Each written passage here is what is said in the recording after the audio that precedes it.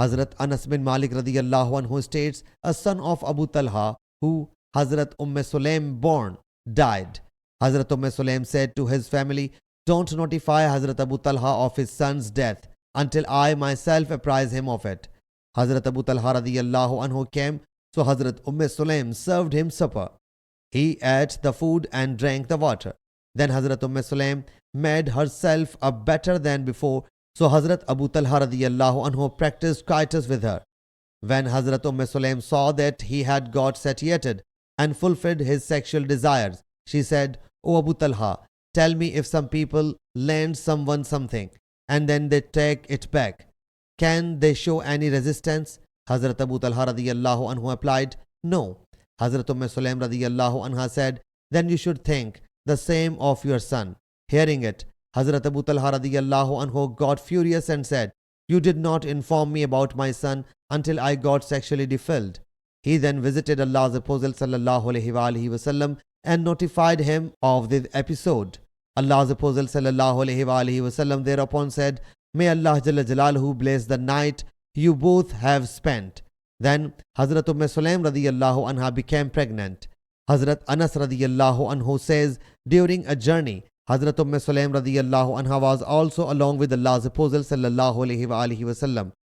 And whenever Allah's Apostle sallallahu alaihi wasallam would return from a journey at night, he sallallahu alaihi wasallam would not enter Madina Munawwara or his house. When the people drew near Madina Munawwara, Hazrat Sulaim felt labor pangs.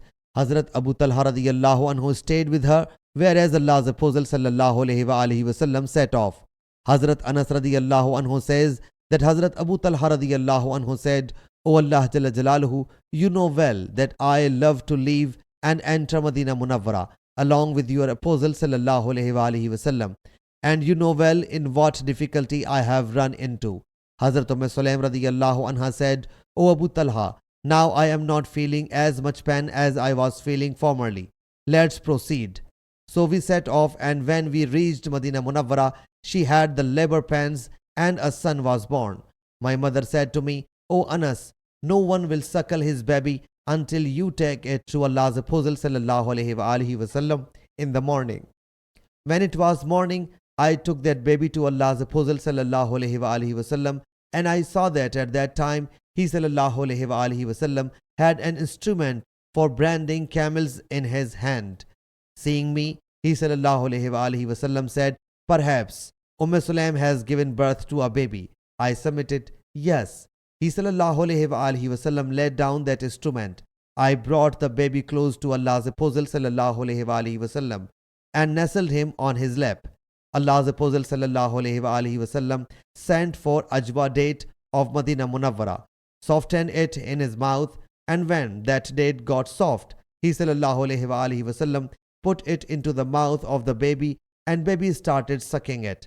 Allah's Apostle sallallahu alaihi wasallam then said, look, how much love do the Ansar have for date.